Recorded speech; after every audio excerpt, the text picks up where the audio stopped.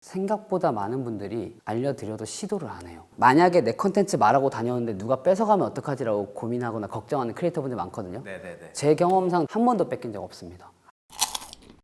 기획과 관련된 얘기를 좀 더 궁금한데 이게 사실 처음 시작하시는 분들이나 뭐 아까 말씀해 주실 때 러프하게 시작하면 된다지만 그 러프의 개념도 모르시는 분들이 되게 많거든요. 아, 그렇겠다.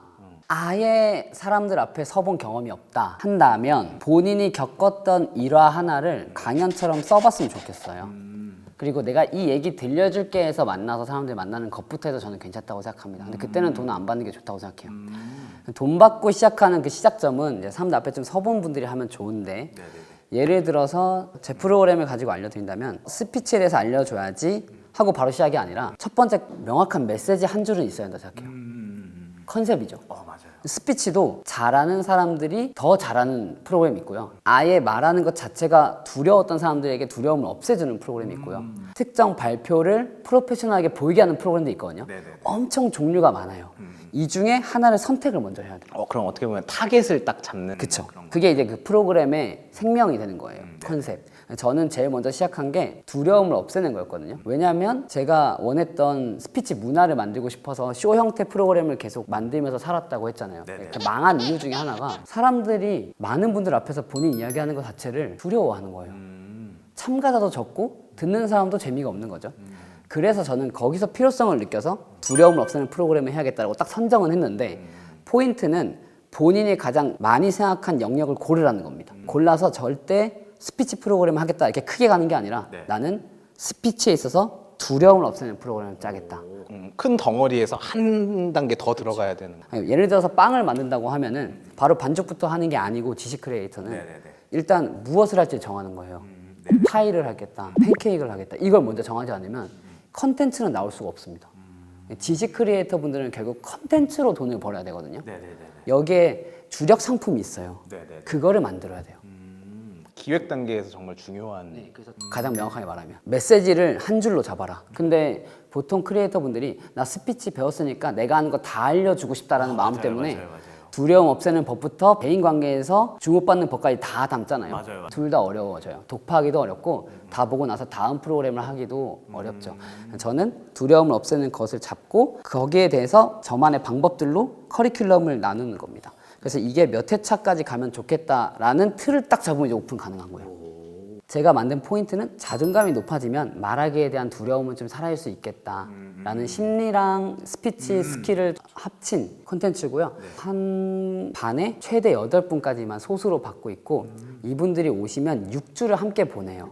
근데 그동안 제가 진행자로서 미션을 드리면서 과제를 드리면서 같이 보냅니다. 저는 명확하게 문화 프로그램이라서 방탈출 아세요? 알죠. 방탈출 시스템이라고 생각하시면 더 이해가 돼요. 보통은 스피치 학원들이 뭐 초급반부터 점점 계단형으로 이렇게 프로그램을 짜요. 제 프로그램은 수평 구조로 두려움 없애는 팀, 발표 스킬 연습하는 팀, 발표를 소재로 본인을 알아보는 팀, 이런 식으로 컨셉이 지금 8가지가 있거든요. 여기서 방탈출하실 때 나 공포 테마 해야지 하는 것처럼 나 이 테마 가야지 해서 등록을 해서 6주 동안 새로운 멤버들과 거기서 함께 지내면서 친해집니다. 그리고 나와서 이 멤버들이 너무 친해지면 다른 테마 또 가져가는 거예요. 근데 이렇게 프로그램 만들어서 한 팀이 도는 동안 또 다른 새로운 팀이 들어오면 이 쌓이죠.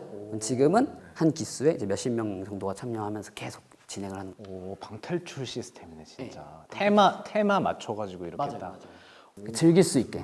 이런 거 다 알려주셔도 돼요. 이거 뭐 베개 씨가 2-3명 나올 수 있겠지만 알려드릴 수 있는 이유는 첫 번째는 저의 성향이 이제 문화를 만드는 데 관심이 많다 보니까 퍼졌으면 좋겠어서이고요. 두 번째는 생각보다 많은 분들이 알려드려도 시도를 안 해요. 그래서 만약에 내 컨텐츠 말하고 다녔는데 누가 뺏어가면 어떡하지라고 고민하거나 걱정하는 크리에이터 분들 많거든요. 제 경험상 한 번도 뺏긴 적 없습니다. 안 한다니까. 그리고 세 번째 이유는 크리에이터로서 성공하려면 진행자의 캐릭터가 너무 중요해요. 그래서 포맷이 같아도 같은 색깔 프로그램이 나올 수가 없습니다. 제가 기획할 때 신경 쓰는 포인트들이 있어요. 지식 크리에이터 분들이 본인의 노하우를 알려주고 싶어하는 욕구가 되게 크거든요. 맞아요. 근데 이 알려주는 걸 전달받는 입장에서는 재미가 없는 가능성이 되게 높아요. 그래서 저는 기획할 때 신경 쓰는 게 학습과 관련된 영역을 20% 이하로 합니다. 80을 노는 걸로 해요. 스피치 프로그램을 한다고 하면 크잖아요. 네. 근데 저는 테마를 나눠서 네. 테마가 많아요. 네, 네. 두려움 없애는 테마, 발표 기술 배우는 테마. 하나하나 상품인 거죠. 네, 상품이 되게 많아요. 너무 좋다. 그래서 선택해서 오시는 거거든요. 네네네. 그 중에 두려움 없애는 테마는 자기를 꺼내는 재미를 넣어서 수다 시간을 넣어서 발표를 하는 게 아니라 제가 떠들게 만들어요. 기술을 배우는 테마에서는 네. 미션을 수행하는 그런 희열을 느끼게 하기 위해서 네네네. 자율적으로 떠드는 시간을 드리는 게 아니라 과제를 줘요. 미션을. 엉뚱한 미션. 그 예를 들어서 발표 미션을 드리는데 발표를 끝마쳤을 때 다른 참가자에게 연극을 본 것 같다라는 피드백을 받는 미션을 줘요. 어려운데? 그러니까 발표를 보통은 이렇게 자료 보여주는 식으로 한다 치면 네. 제가 그 미션을 드리면 그분은 본인이 가지고 있는 틀에서 벗어나서 정말 연극처럼 해야 돼요. 근데 그런 게 재미가 되죠. 그쵸. 학습 요소도 있지만 이건 저는 학습 요소를 최소한으로 줄인 거고 네네. 재미를 넣어서 만든 미션인 거죠. 이렇게 테마별로 재미를 찢어서 넣어야 돼요. 찢어서. 그렇게 하면은 컨셉화 해가지고 상품의 소구점도 뾰족해지고 맞아요. 거기다가 여러 개 팔 수 있어. 좋죠.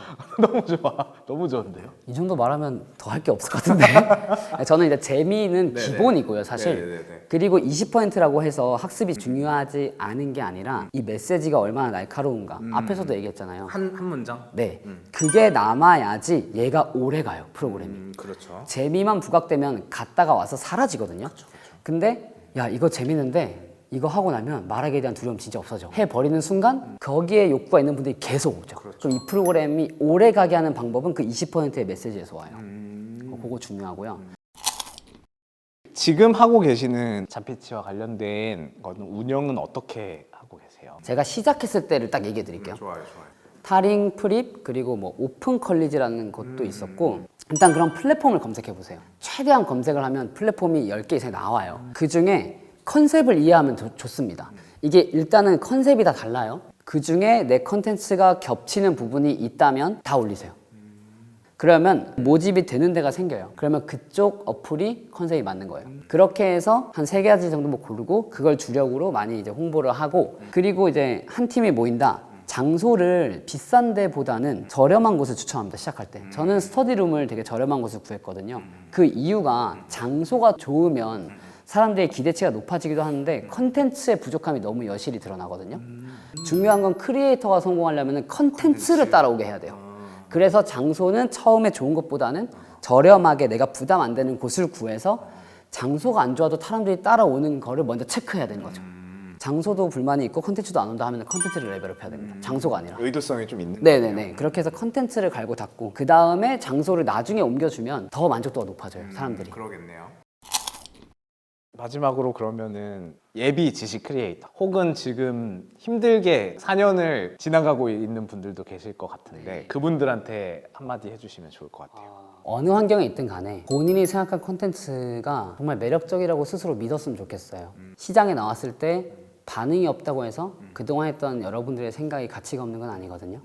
아마 형태나 다른 요인 때문에 이목을 못 끌었을 수 있다는 점을 꼭 알려드리고 싶고 그리고 항상 하는 얘기가 일단은 하는 분들이 많이 적어요. 아무리 제가 이렇게 알려드려도 100명이 들으면 정말 2분 정도밖에 시도를 안 해요. 그래서 해볼 수 있는 부분에서 문턱을 낮춰서 쉽게 해보는 거. 크리에이터가 되고 싶다면 이 시작하는 분들이 이제 홍보를 할 줄 모르니까 저 이런 콘텐츠 있습니다. 그래서 막 알려주거든요. 본인을 알리는 게 아니라 본인을 찾아오게 해야 돼요. 저는 이게 자리 잡은 비결인 것 같아요. 나를 찾아오게 해야 돼요. 이건 알아서 고민해 보세요. 과제입니다. 저한테 오겠죠 그러면 물어보려고. 찾아오는 거죠. 백일 씨 어떻게 하는 거예요? 이렇게 오겠죠 뭐. 빌드업이? 너무 좋습니다. 아, 오늘 진짜 좋은 시간 아유, 진짜 좋은 기회 감사합니다. 베개 씨와 함께했습니다. 오늘은 베개를 베고 자보는 거 어떨까요? 그게 지금까지 생각한 마지막 마무리입니다. 자피치 등록하셔야 될 것 같은데. 재치 있게 말하는 테마 있거든요. 찾아오게 하는 거죠 이렇게 딱. 좋습니다. 오늘 너무 고생 많으셨어요. 고생하셨습니다.